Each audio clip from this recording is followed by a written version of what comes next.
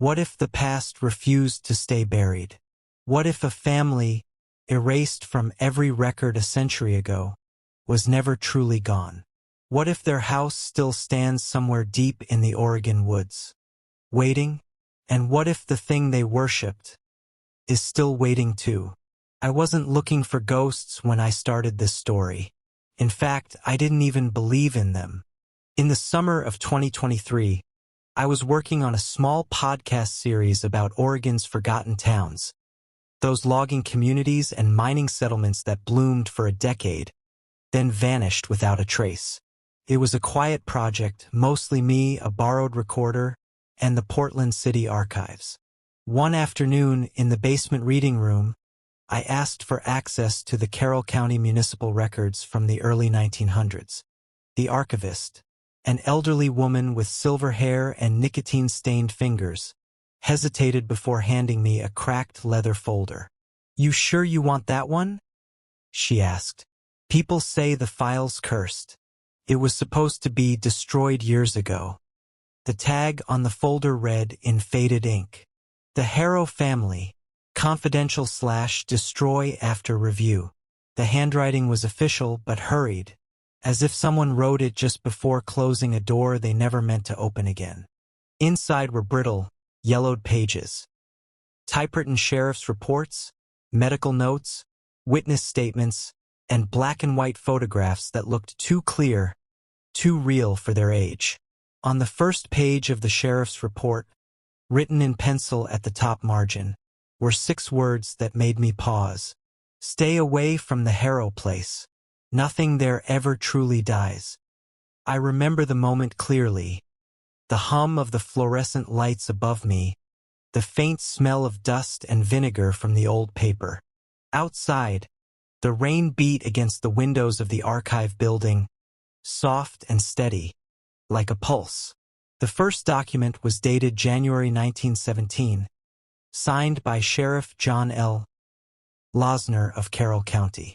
It described the sudden death of a farmer named Gregory Harrow, who lived with his family on the outskirts of a settlement called Hollow Valley, deep in the Cascade foothills. Back then, Hollow Valley wasn't even on most maps, just a scatter of wooden houses along a muddy logging trail, half a day's ride from the nearest railway. According to the report, Harrow had expired unexpectedly during supper, in the presence of his wife and children. The official cause was suffocation, most likely due to obstruction of the airway by food. But the last sentence of the sheriff's note caught my attention. Unusual lack of grief displayed by family members. Eldest son, Nathaniel, observed smiling during examination of the deceased. There were photographs attached. In one, the Harrow farmhouse, a long, low wooden building half swallowed by trees. In another, a burnt shell of the same house, its windows blackened, snow piled against the collapsed porch. The caption read only, "Taken February 1917, property sealed." Something about the story felt wrong. Too many missing details, too much silence between the lines. The report stopped abruptly mid-February, the last page ending with a typewritten line, cut off mid-sentence. What if the past refused to stay buried? What if a family, erased from every record a century ago, was never truly gone? What if their house still stands somewhere deep in the Oregon woods, waiting? And what if the thing they worshipped is still waiting too? Following discovery in the cellar, investigation to be suspended pending, and then nothing, no closure, no follow-up, just a blank page. That night, I took the folder home, technically against the archive's rules. I spread the contents across my kitchen table, the documents rustling like dry leaves. Outside, the city lights bled through the rain, and the apartment felt colder than usual. Somewhere deep inside, I felt that familiar tug journalists get when they stumble onto something that isn't just forgotten. It's been erased. Who were the Harrows? Why had their house burned? And why did the last sheriff to write about them warn that nothing there ever truly dies? At the bottom of one photograph, in almost invisible ink, someone had scribbled an address. Hollow Valley Road, near Sutter's Ridge. The name wasn't on any modern map of Oregon. But when I entered the coordinates into my phone, the GPS drew a thin gray line west of Mount Jefferson, cutting through a forested area marked simply as restricted land. That's when I decided to go there. Not because I believed in curses, but because the Harrows were waiting, and some stories don't stay buried, no matter how deep you hide them. Hollow Valley, Oregon, January 1917. The Harrow family lived 2 miles beyond the last house in town, where the dirt road dissolved into a narrow trail between black pines.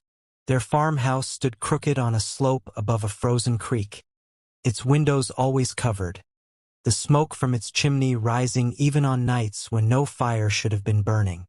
Gregory Harrow was known but never well-liked. A heavy man with sharp blue eyes and a preacher's voice. He traded seldom, spoke less, and carried a Bible with pages marked in red ink. His wife, Anna, rarely came into town except to buy salt or lamp oil. The children, 6 of them, kept close together like shadows. Nathan, the eldest, quiet and watchful. Catherine, tall and pale, with a calm that unsettled people. And the younger ones, Peter, Mary, Samuel, and little Ruth, who were almost never seen. They didn't go to church, didn't celebrate the harvest, and never joined the neighbors for supper or song. Folks said Gregory had his own kind of faith. That winter was the coldest in a decade. Nights stretched long, the air sharp enough to split the bark from trees. Around the Harrow place, lights were seen flickering through the fog, strange, pulsing glows that drifted from the ground floor to the attic window. And on some nights, when the wind died, people swore they heard voices, low rhythmic murmurs, like prayer in a language no one recognized. Then, one Sunday evening, Sheriff John Losner was called to the Harrow home. The messenger, a farmhand named Cal Dorsey, was pale and shaking. "Mr. Harrow's dead," he said. "Just dropped at the table." The sheriff rode out through the snow, arriving near midnight. Inside, the family sat where they had been, at the long wooden table, plates still set, food untouched. Gregory Harrow lay slumped in his chair, eyes open, face darkening to a deep blue. Anna stood behind him, her hands folded, her expression blank. The children watched silently. No one cried, not even the youngest. When Sheriff Losner knelt beside the body, he saw the man's jaw locked tight, as if caught mid-breath. The coroner later called it choking. But the sheriff wrote something else in his notebook that night. Eldest son, Nathan Harrow, smiled when his father's eyes were closed, a faint, satisfied smile. Outside, the wind howled through the valley, carrying with it a strange, lingering hum that no one could quite place. Some said it came from the house. Others swore it came from the ground itself. The snow in Hollow Valley had turned gray by February, packed hard by wagon wheels and frozen rain. People tried not to talk about the Harrows anymore, but rumors have a way of breathing on their own. It was Mr. Charles Warren, the local schoolteacher, who first brought new attention to the family. A quiet man with a neat mustache and a habit of writing everything down. He arrived at the sheriff's office one morning with a trembling hand and a note folded twice in his pocket. "Sheriff," he said, "it's about the Harrows, about the girl." He meant Mary Harrow, 12 years old, once one of his best students. She hadn't been to class since early December. When Warren asked her mother, Anna, she told him Mary had taken ill and was too weak to leave the house. But 2 days later, while passing the Harrow property on his way to town, he saw her outside. She was in the yard, he told Sheriff Losner, moving like her bones hurt, like she was trying to remember how to walk. And her eyes, he hesitated. They weren't right. Empty. Like there was someone looking out from behind them. Warren swore that when the girl turned toward him, he saw dark marks around her throat, round and uneven, like burns or bruises. She froze for a moment, then hurried back into the house without a word. The sheriff made a note but said little. He'd already heard whispers from the children at school, that Nathan and Catherine Harrow were too close, that they were seen behind the mill pond holding hands, kissing like lovers. At first, Losner dismissed it as small-town gossip. But that same week, a farmer's wife came into town claiming she'd seen fire circling the Harrow yard under the last full moon. The glow had pulsed in a perfect ring, like lanterns swinging in rhythm. Then a hunter, Eli Thomason, stumbled into the tavern swearing he'd seen something worse. They were naked, he said. All of them, the whole damned family, standing in a circle of candles, chanting in some tongue that wasn't English or Latin or anything human. The sheriff asked if he'd been drinking. Eli admitted he had, but not enough to imagine the shapes he saw in the snow, the strange symbols burned into the ground, or the faint crying that came from under the house as he ran. Sheriff Losner didn't believe in curses. But when he looked out his window that night and saw the moon hanging over Hollow Valley, blood red through the fog, he decided it was time to ride out there himself. The snow had turned to sleet when Sheriff Losner rode up the hill toward the Harrow farm with 2 deputies and the county coroner. The trees leaned close over the road, their black branches heavy with ice, and the horses seemed restless long before the men saw the house. The windows were dark, though smoke still curled from the chimney. No one answered when the sheriff knocked. The door creaked open on its own, as if the house had been waiting. Inside it was cold, too cold for a place with a fire still burning. Dishes sat on the table from the night before. The air smelled faintly metallic, like wet iron. Anna Harrow stood in the hallway, her hair loose around her shoulders, eyes sunken and dull. "You shouldn't be here," she said softly. "The children are sleeping." But the sheriff pushed past her. He'd been warned not to go alone, and now he knew why. The walls were covered with chalk marks, rings, triangles, and something that looked almost like eyes. When they reached the cellar door, one of the deputies, young Alan Finch, hesitated. "Sir, you hear that?" It was a low humming sound, deep and slow, like a breath moving through stone. The sheriff lifted the lantern and descended. The air grew thick, damp, alive with a smell he couldn't name. At the bottom stood an old wardrobe pressed against the far wall. Behind it, the stonework looked uneven. "Move it," he ordered. The deputies strained, and the wardrobe slid aside, scraping against the floor. Behind it gaped a narrow archway cut into the foundation, black as the inside of a grave. They stepped through.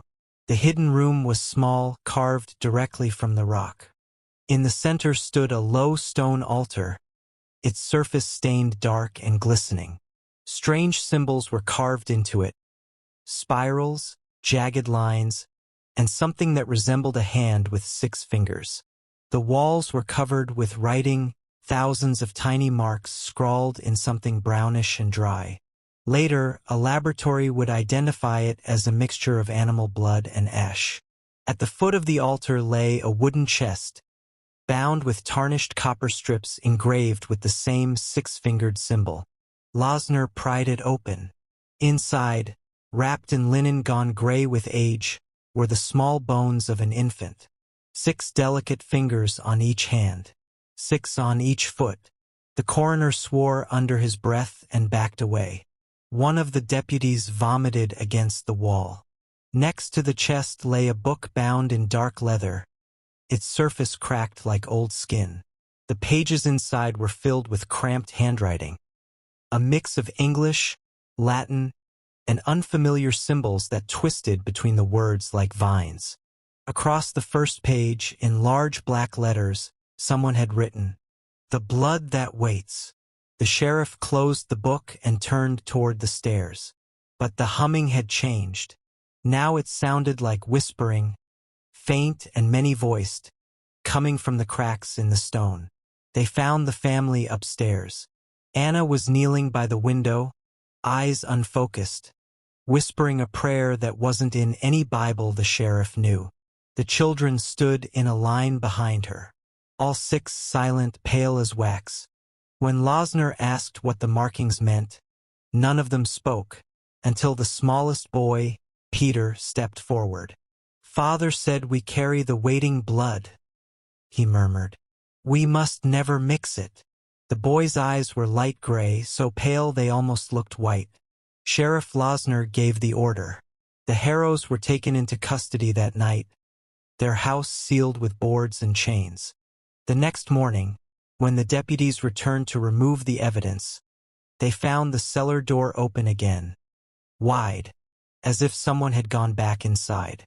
But the hidden room was empty, the altar was cold, and the book was gone.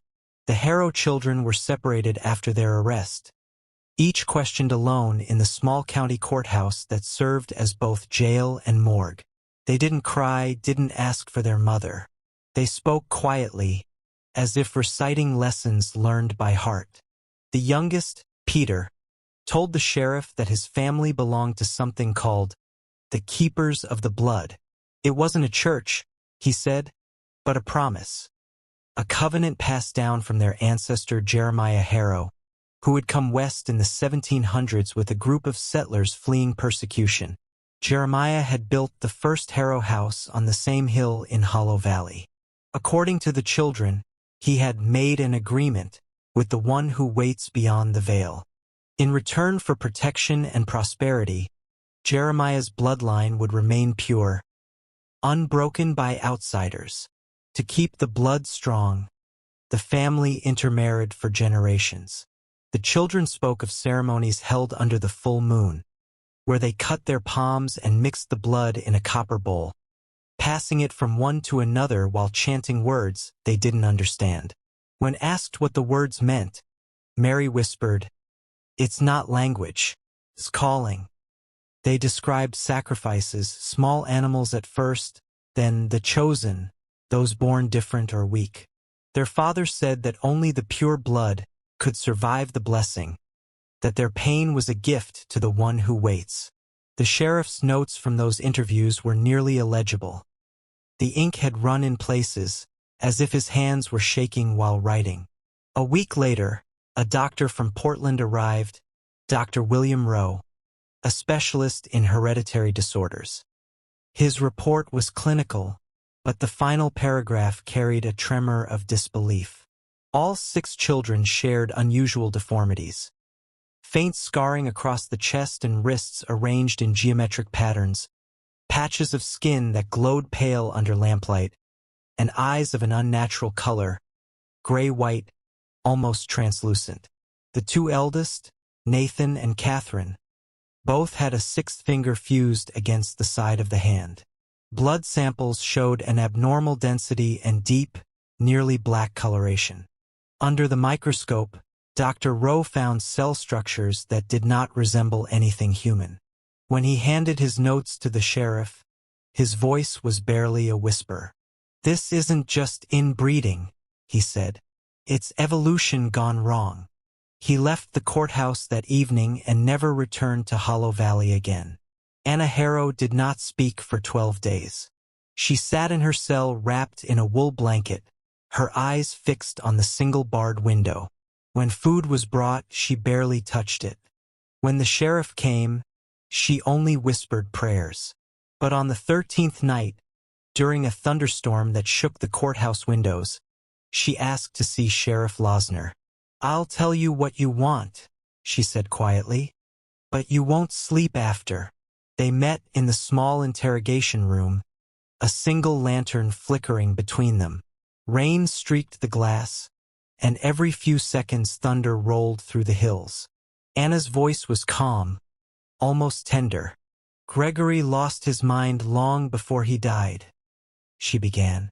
But maybe it wasn't madness. Maybe it was belief gone rotten.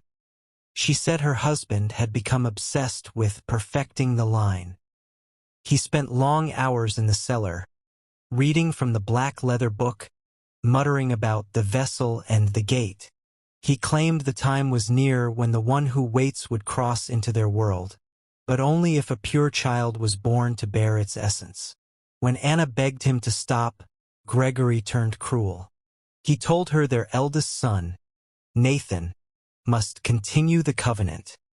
He meant that Nathan should father a child with his youngest sister, Mary, who was only 11.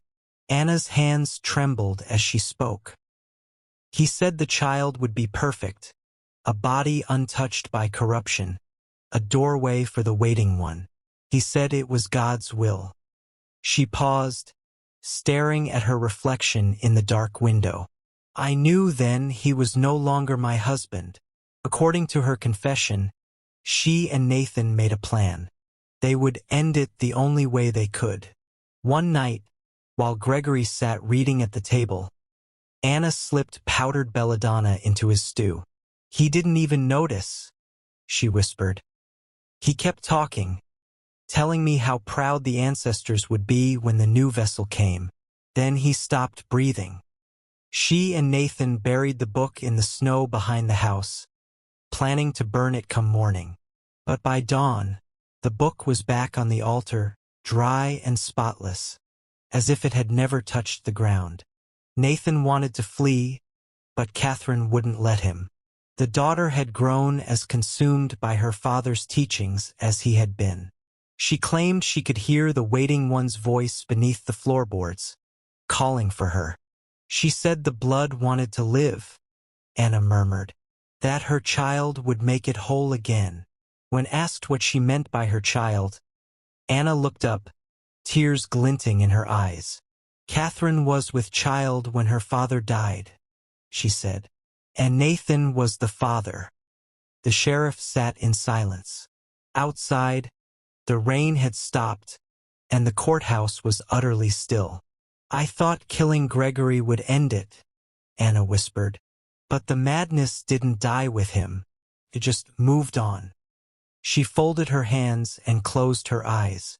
You don't understand, Sheriff. In our blood, something waits.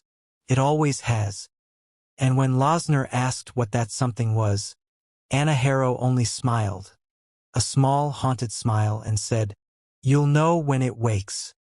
They said Catherine Harrow hadn't spoken a word since her arrest. When she was brought into the courthouse that March morning, her wrists were bound loosely, but she didn't resist. She moved like someone walking in her sleep, slow, graceful, detached. Her hair, pale as straw, fell over her eyes. The sheriff didn't expect her to talk. But when she saw her mother through the glass partition of the holding cells, something in her changed. She smiled, not warmly but knowingly. I want to tell you the truth, she said. The interview took place in the same small room where Anna had confessed. The storm was gone. Sunlight spilled through the high windows, making the dust float like pale ash. Catherine sat upright, hands folded in her lap. Her voice was soft, her tone almost serene. My father wasn't mad, she began. He understood what the others never did. He saw what waits beneath the veil. He heard it breathing. She told them her child had been born a month before Gregory's death. He was beautiful, she said, smiling faintly. His skin was white as milk. His eyes, she paused. They were not like ours. They were pale, without color. He didn't cry when he came into the world. He only looked at me, and in that moment, I knew he saw everything. Her father, she claimed, was overjoyed at first. He said the Harrows had been blessed at last, that the perfect vessel had come. But when he looked closer, something changed. He saw the baby's hands, 6 fingers on each. His joy turned to fear. He said the form was wrong, Catherine whispered. He said the body must be broken for the spirit to pass through. He took my child from me. Her voice trembled now, not with sorrow, but with something darker, exultation. I heard the cry from the cellar, she said. Only once. Then silence. When he came back, there was blood on his hands. He said the waiting one had accepted the offering. She looked directly at the sheriff. But he was wrong. She leaned forward, her eyes gleaming with feverish light. He didn't die. He waits below. Losner froze. Below where? Catherine smiled again. Beneath the house. Beneath all of it. He's patient. He's learning to breathe. The transcript shows that she began to laugh then. Softly at first, then louder until her voice cracked. When she quieted, she whispered, I feel him still. He's growing stronger. And I'm carrying his brother now. The sheriff blinked. You're what? I'm with child again, she said. Nathan is the father. That's how it must be. The blood must circle back, closer each time. This one will be perfect. She tilted her head, the smile widening. You think I'm insane, Sheriff. But when you hear the crying under the floorboards at night, you'll know. You'll understand what waits for you, too. After that, she refused to speak again. Dr. Rowe examined her later that week. His report confirmed what she had said. Catherine Harrow was indeed pregnant, though she refused to say how long. That discovery was the final straw. The governor's office intervened. There would be no trial, no newspaper stories, no public scandal. By the end of the month, the official order was issued. Case sealed. All records to be destroyed. Subjects to be transferred to state custody indefinitely. The file ended there. But in the sheriff's personal journal, one final note appeared in his own handwriting, dated a week later. Every night I dream of that house. The sound beneath the floor. Something moving. Something trying to be born. By late spring of 1917, Hollow Valley had gone silent. The investigation was over, the courthouse sealed, and all official correspondence stamped confidential. TOB destroyed. Governor Whitfield himself signed the order. The Harrow family was to be transferred to the state asylum in Portland for indefinite treatment. The documents, the book, and the evidence from the cellar were to be burned. The land was condemned, the house slated for demolition. It was meant to erase the Harrows from history.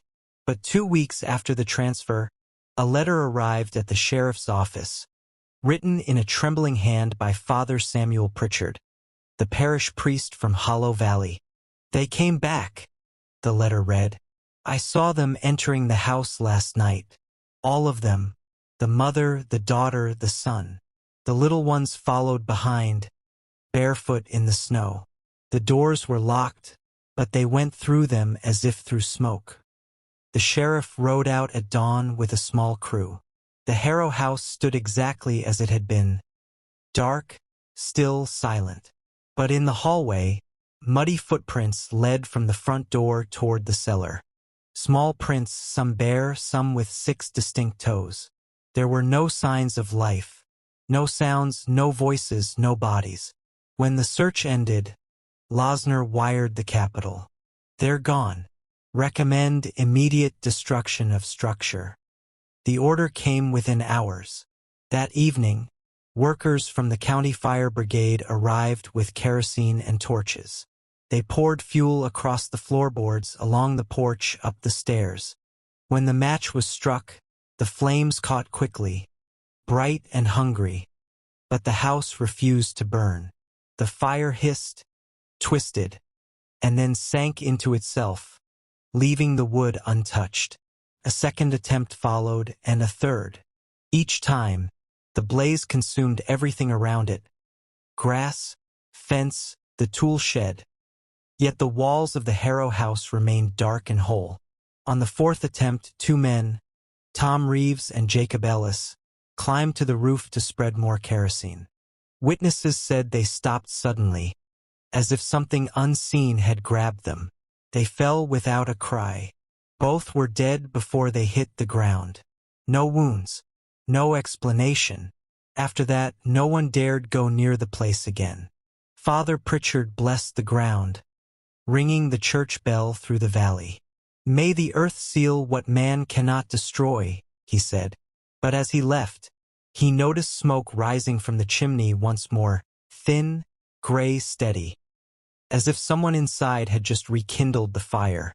Time buried Hollow Valley, but it never erased it. By the 1950s, the forest had swallowed most of the old road, and the Harrow property stood like a scar in the trees, the only clearing where snow never seemed to settle. When a local farming cooperative bought the land to store lumber and grain, no one mentioned its history.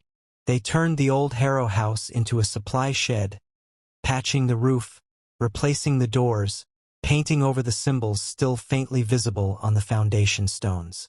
The workers laughed off the stories. "Ghosts don't pay rent," one of them said. The laughter didn't last. Within weeks, they began to complain that the tools rusted overnight, the grain spoiled faster than usual, and the animals refused to cross the fence line. One man swore he heard a baby crying beneath the floorboards when he locked up one evening. Soft at first, then louder, until he ran out into the snow. Others saw a pale woman watching from the upstairs window, cradling something in her arms. Her face was white as bone, her eyes featureless, glowing faintly in the dark. By the end of that winter, no one would stay after dusk. The cooperative quietly boarded the place up and moved their operation downriver. The locals went back to pretending the valley didn't exist. For 30 years, the house sat alone. Windows broken, porch sagging, the forest creeping closer each season. But the stories persisted. Then, in the summer of 1981, a group of 5 university students from Portland arrived, part of a folklore study on regional hauntings. They pitched tents near the property and decided to spend a single night inside the Harrow house to document any phenomena. Only one of them, a girl named Claire Dawson, survived.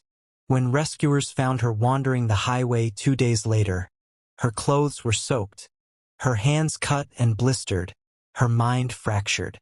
She spoke in fragments, of figures in the dark, of hands that reached out from the walls, of voices whispering her name. In her official statement, recorded weeks later at St. Mary's Hospital, she described the moment before she lost consciousness. "We found the cellar. There was a door behind the old wardrobe, just like in the reports. We thought it was a prank. But when we opened it, there was light blue, like underwater. And they were there, 6 of them. The woman with the baby, the man beside her, and children. Their eyes were white. Their fingers, there were too many. They didn't walk. They drifted." When asked what happened next, Claire began to shake. "They were smiling," she said. "And the baby, he opened his eyes. He knew me. The others were never found."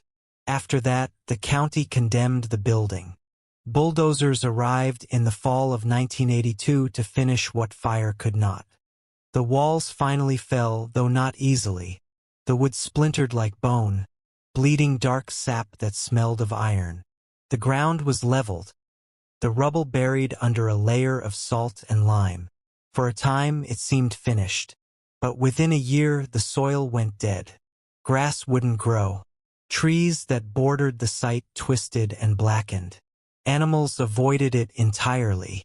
Even now, the locals call it the dead acre.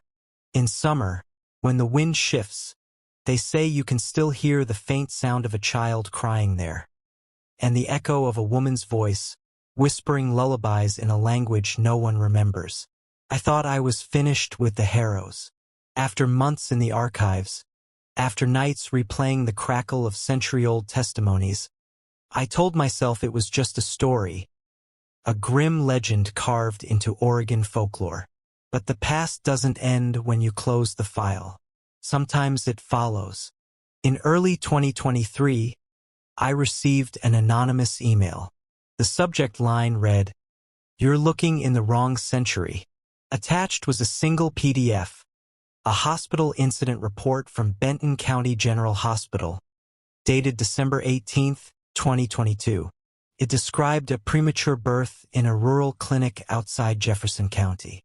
The attending nurse had filed a statement claiming the newborn exhibited unusual genetic deformities: 6 fingers on each hand, gray-white irises with no visible pupils. The mother, listed only as Evelyn H., vanished from the recovery ward before sunrise. Security cameras caught nothing. The official record ended there.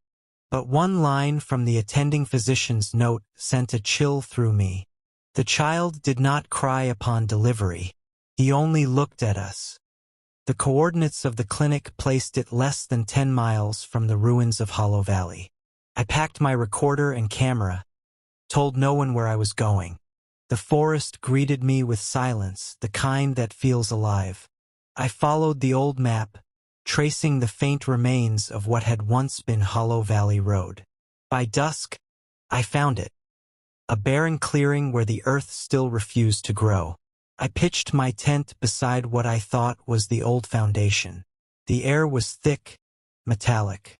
My equipment flickered, batteries draining faster than they should have. I began recording, narrating my final thoughts for the podcast. Recorder click. It's almost midnight. The ground here feels hollow underfoot, like there's something beneath it. The temperature just dropped 10 degrees in the last minute. I think I hear water or breathing. A pause. Then, wait, there's someone outside the tent. I can see a shape. A woman. She's holding a baby. The sound of wind follows, then fabric tearing, a gasp, and a soft, wet cooing noise. The recording ends abruptly. 2 days later, local rangers found the journalist's car abandoned near the trailhead. His tent was still standing. Inside, they found his phone, the recorder, and a single footprint in the mud outside. A small, perfect handprint with 6 fingers. They never found him. When investigators replayed the final seconds of the tape, they swore they heard something else. Faint, almost tender, behind the static. A woman's whisper, "Welcome home." Then silence. And beneath it all, a baby's cry that slowly fades into laughter. End of The Hollow Bloodline.